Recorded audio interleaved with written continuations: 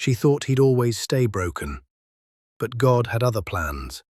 After walking away from the man who gave her everything, Tona returns years later, only to find him thriving, in love and out of reach. But she isn't ready to let go. This time she'll stop at nothing to win him back, even if it means using dark powers. But what happens when love meets manipulation? And the truth finally breaks free. Make sure to subscribe and turn on notifications so you won't miss more powerful stories like this. Now, enjoy today's story. The wedding was perfect. White orchids danced in the breeze. A soft jazz band played under golden lights. Guests from across Africa filled the garden of the grand Lekki estate, their laughter and applause echoing through the air. Ayanda looked stunning. Her silk dress hugged her like it was made for her spirit. Her smile was calm, her walk graceful. She stood beside Michael, the man she loved, the man who had once been broken, but now stood tall, confident, and deeply in love.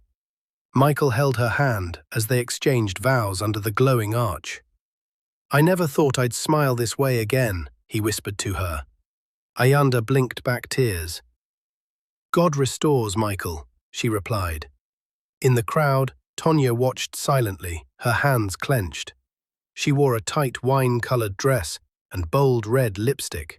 Cynthia sat beside her, whispering comments and sipping champagne like it was water. "This is too much," Cynthia said.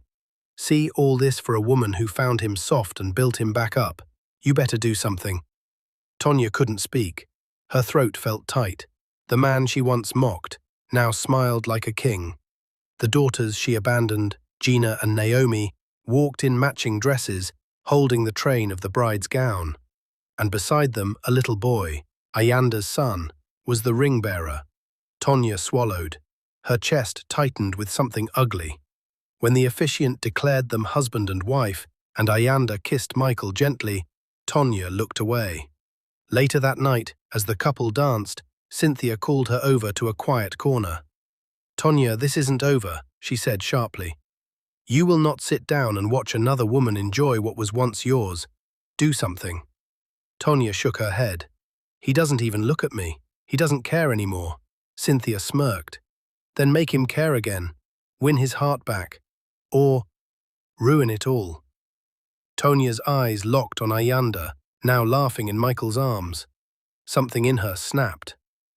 Over the next few weeks, Tona began her plan. She called Michael and said she wanted to see the girls. "I miss them," she said softly. "Please."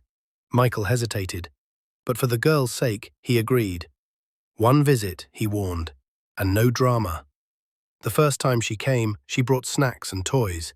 The girls were excited but guarded. Ayanda welcomed her warmly. "You're always welcome to visit the kids," she said kindly.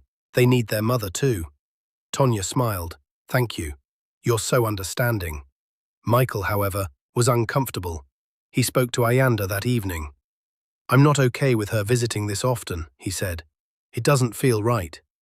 Ayanda shook her head. "She's just their mom, Michael. I don't see any harm." That was her mistake. Soon, Tona began helping in the kitchen, doing dishes, folding laundry. She would wear revealing clothes around the house, lean forward too much, brush too close to Michael. She always smiled politely when Ayanda was around, never loud, never rude. But when they were alone, her eyes told another story. Michael avoided her.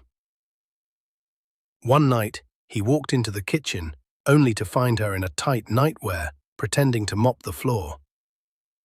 "Tona," he said sharply, "respect my home." She laughed. "I'm just cleaning." He stormed out. That night, Tona sat in her room and called Cynthia, whispering in frustration. "He's not falling. I've done everything. He doesn't even blink." Cynthia was silent for a moment. Then she said, "Come to my house tomorrow. I know someone who can help you." And so, Tona's feet began to tread a darker path, one that would take her deep into the forest, where love isn't asked for, but stolen. Cynthia's compound was quiet that morning, but the air felt heavy. Tonya arrived in dark glasses, her scarf tied tightly around her head. She wasn't in the mood for greetings or explanations, just answers. Cynthia opened the gate herself, wearing a silk wrapper and chewing gum casually. "You came," she said. "I'm desperate," Tonya replied. "Let's go." Cynthia nodded toward a parked cab. "He's waiting." They drove in silence for over an hour, past the outskirts of the city, past narrow villages, and into the dense part of the forest, where the roads looked abandoned. The cab finally stopped beside a footpath covered in dry leaves and the smell of burnt herbs. Tonya frowned. "This is it?" "Follow me," Cynthia said simply.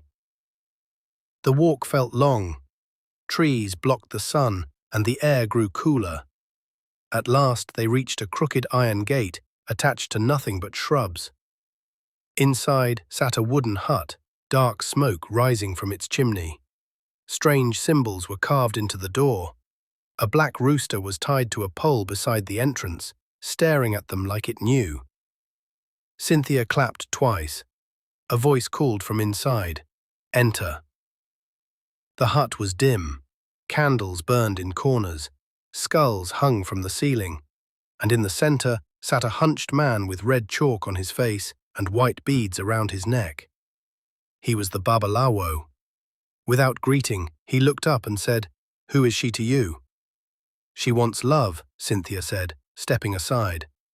The man turned to Tonya. "Love or revenge?" Tonya blinked. "Both." He smiled. "Then you must pay the full price." She sat slowly on the mat before him. "I want Michael back. He doesn't look at me. He doesn't talk to me. He sleeps beside that woman like I never existed. I want him to love me again. Obey me. Do what I say." The Babalawo closed his eyes and began to chant. When he opened them again, he said, "It is possible, but what you ask is not cheap. This is a man who belongs to another woman now. To steal him, you must submit yourself." Tonya's voice was barely a whisper. "What do you mean?" "For the charm to work, I must sleep with you tonight. Only then will the spirit of transfer accept your command. After that, you will call his name at midnight for 3 nights. Tell the charm what you want, then bury it, deep in a forest where no eye or foot will find it." Tonya sat in silence, her heart pounding. "Remember," the man added, "the day anyone touches or finds that charm, madness will visit you. If the charm is ever unearthed, you will lose everything, forever." Cynthia looked at her. "Can you do it?" Tonya swallowed hard. "Yes." That night it happened. The ritual was done. The charm was sealed in black cloth, tied with cowries and red twine. Tonya did as instructed, called Michael's name, made her demands, and the next day buried the charm deep in a forgotten part of Ogun Forest. Days later, Michael changed. At first, Ayanda thought he was just tired. But then came the silence, the distant eyes, the anger.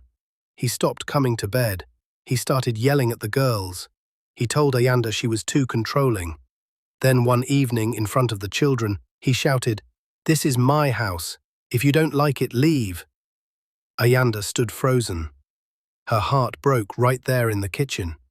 That night, he threw her bags outside. She wept, the girls wept, but he didn't flinch. And standing at the top of the staircase was Tonya, smiling. Tonya was finally back where she had always wanted to be, in control. Michael, now under her spell, was nothing like the man Ayanda married. The once ambitious, focused and deeply loving father was now silent and slow, like a puppet whose strings were held by someone else. He no longer went to the office. He no longer cared about his children. He no longer remembered what peace felt like. Ayanda was gone, sent away with nothing but a suitcase and her son. Michael never even looked back when she cried by the gate that night. It was Gina and Naomi who stood by the window, tears falling from their small eyes as they watched their stepmother and baby brother walk away. Tonya had won. or so she thought. The mansion now smelled like new perfume and chaos. Tonia redecorated everything. She painted the walls wine red, changed the curtains to gold, and moved all of Ayanda's belongings out. She even got rid of the framed wedding photos and replaced them with her own phone selfies with Michael, many of which were taken while he was expressionless. The staff were confused, but dared not question her. The few who did, she fired. She sat on the couch one morning, scrolling her phone while wearing a silky robe that barely stayed on her shoulders. Michael was in the kitchen, wearing an apron, boiling yam. "Add pepper this time," she barked. The last one was tasteless. He didn't respond, he just obeyed. Soon Tonia began inviting her friends over. Loud, flashy women who drank wine at noon and gossiped till evening. Sometimes she brought home men.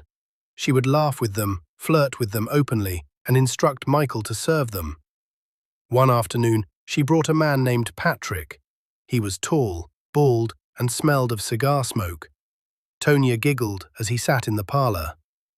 "Michael," she shouted, "serve my guest lunch." Michael came out holding a tray. As he placed the food on the table, Tonia frowned. "Did you add salt at all? Are you trying to kill us?" Patrick laughed. Tonia stood, picked up the plate, and smashed it on the floor. "Useless man!" Michael didn't say a word. He simply began picking up the broken pieces. Gina and Naomi stood quietly in the hallway, watching. They had seen enough. That night, the girls locked themselves in their room and knelt by the bed. "God," Gina whispered, "please bring back our real daddy. Please save him. Please make Mummy Ayanda come back." Naomi sniffled. "And bring our baby brother too." Every night after that, the girls prayed. Sometimes in whispers, sometimes with tears. And somewhere far away, Ayanda also knelt at her church altar, crying out to God. "This is not my husband. Something is wrong. Lord, fight for my family." Meanwhile, Tonia began taking over Michael's business. She used his phone to sign documents, called staff and warned them not to disturb her man. She wore his rings, used his cars, and changed his schedule without asking. Michael? He sat quietly at home, eyes glazed, waiting for her next order. But the more power she had, the more reckless she became. The children barely spoke to her now. Michael's health began to weaken. His eyes looked sunken. He walked like a shadow. And even in her pride, something began to gnaw at Tonia. Deep in her chest, a cold fear started whispering. What if this doesn't last? What if someone finds the charm? She had buried it well, far into the forest, deep under the roots of an old tree. No one could find it, could they? Tonia stood in front of the mirror wearing a deep red gown with a plunging neckline. Her makeup was flawless, her perfume loud. She looked herself up and down and smiled. Today, she felt powerful. She was the queen of the house. She controlled everything. The man, the mansion, the money. But what she didn't know was that her biggest mistake was unfolding slowly right under her nose. Earlier that morning, Michael had been in the kitchen scrubbing plates while Tonia sat on the couch, scrolling her phone. She glanced up and said, "I'm going out. My friends are taking me for lunch." Michael nodded slowly. As she picked up her purse, she added, "By the way, fix the leaking tap upstairs. I don't want to come back to a flood. And make lunch for the girls before they complain again." He said nothing. She left without a goodbye. Later that day, Gina and Naomi came downstairs and saw Michael standing at the sink again, this time staring blankly at a half-cut yam. He looked lost. "Daddy," Gina said softly, "are you okay?" He turned slowly. "Yes." "Can we visit Mummy Ayanda soon?" Michael blinked, confused for a moment, then replied, She left." Naomi walked to him and hugged him from behind. But she always loved us. Michael stood frozen, unable to move. It was moments like this that poked at the spell, the love of his daughters, the voices of truth. But the charm was still strong. That evening, Tonia returned to the house and found the girls sitting quietly in the living room, reading storybooks. She ignored them, dropped her bag, and walked upstairs. But halfway up, she stopped. Michael wasn't in the kitchen. She turned. "Michael?" No answer. She marched upstairs and found him on the bed, asleep in his work clothes, completely exhausted. "Lazy fool," she muttered. The next day, Tonia sat on the patio in a tight sleeveless top and shorts, sipping wine. Michael was mowing the lawn. As he passed her, she uncrossed her legs slowly, letting her wrapper slide a little. Michael looked up for a second, then turned away like he saw nothing. Tonia frowned. That evening, she picked up her phone and dialed Cynthia. "I don't understand," she said. "The charm is working. But he's not touching me. He won't even look at me." Cynthia laughed. "So what do you want me to do?" "I don't know. I'm frustrated. He does everything I say, but he won't sleep with me. He won't touch me." There was silence on the line. "Come to my house tomorrow," Cynthia said calmly. "There's another solution." The next day they drove again, this time deeper into the forest. The babalawo was waiting. He listened quietly as Tonia ranted. When she finished, he said one thing.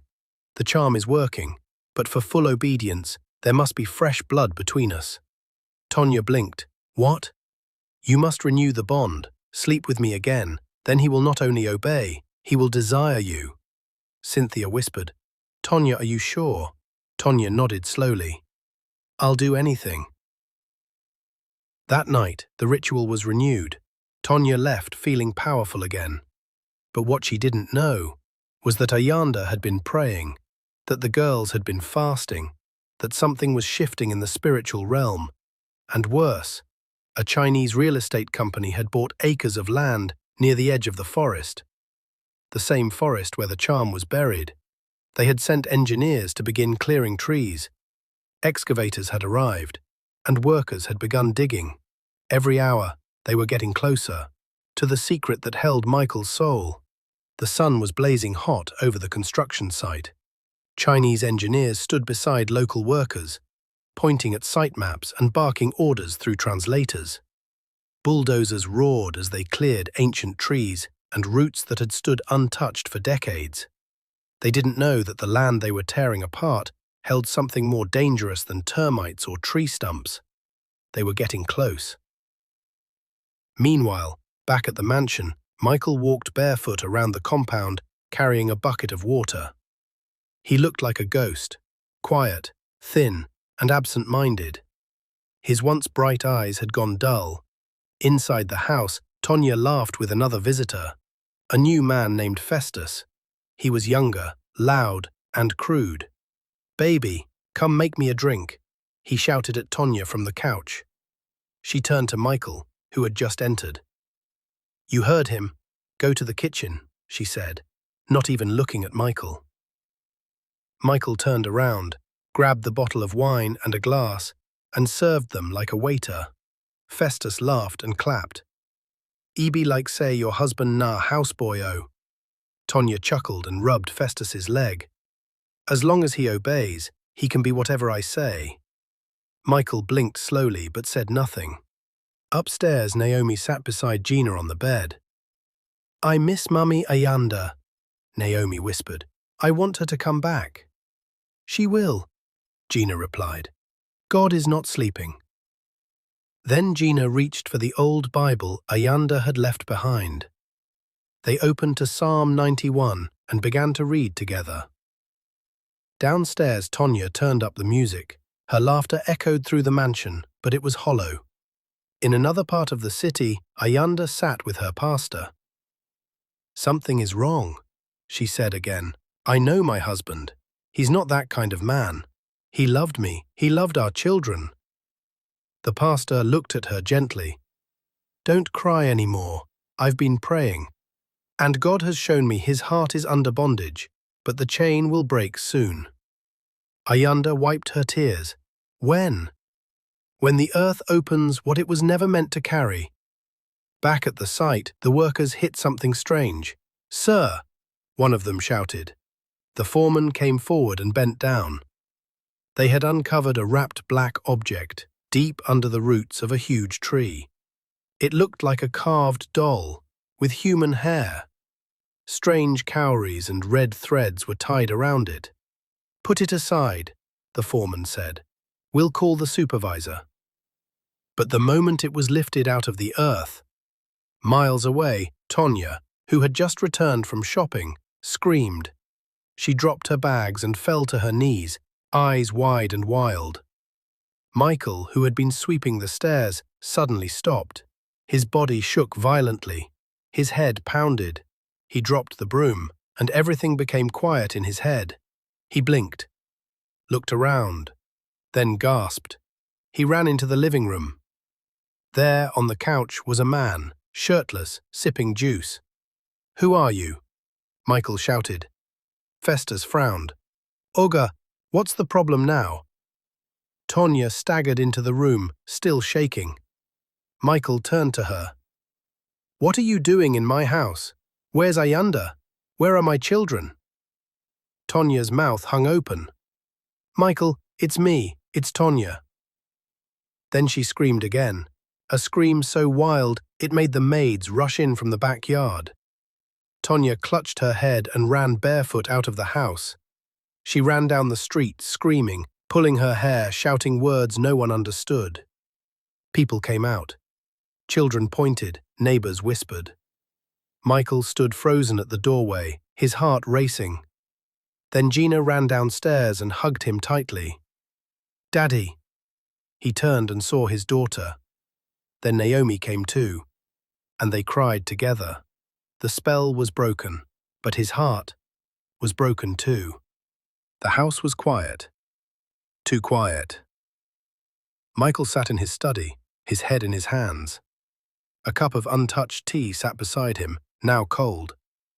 It had been 2 days since Tona ran out of the house mad. 2 days since Michael came back to his senses and realized he had lost so much. Ayanda, gone. The business, a mess. His heart, torn. He had spent the night in the girls' room, hugging them like he was afraid they'd disappear too. Daddy, will Mummy Ayanda come back now? Naomi asked. I don't know, he whispered, but I will go to her. The next morning, Michael wore a clean white shirt and dark jeans. He packed a small overnight bag and called Mr. Chuka, his most trusted staff at the company. I'll be gone for a few days, he said. Hold everything down.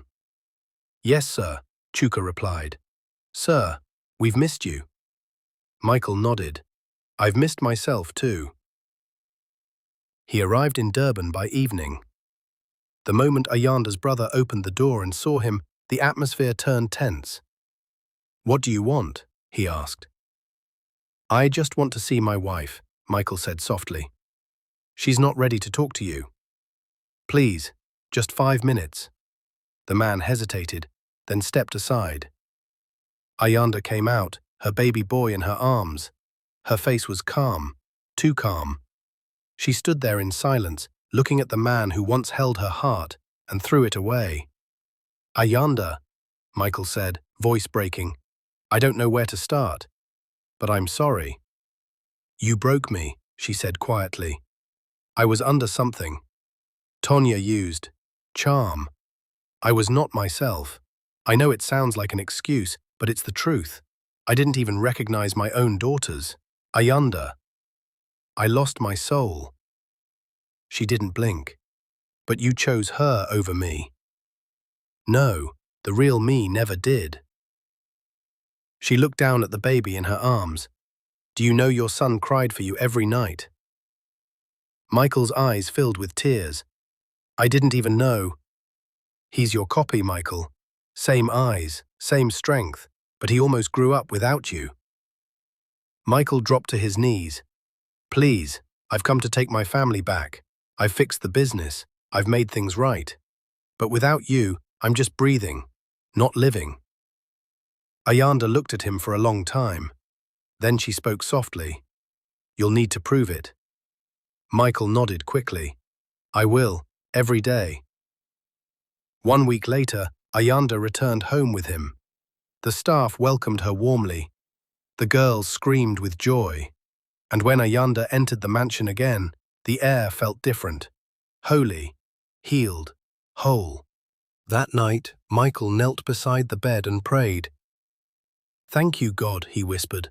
"Thank you for giving me another chance." In the distance, the news of Tonia's madness spread across the city. Some said they saw her talking to trees. Others said she was seen dancing in the market, barefoot, asking for food.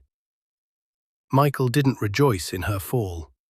He only thanked God that the chains were broken, and that peace had returned. Ayanda stood in the girls' room, slowly unpacking their clothes. Gina watched her quietly from the bed.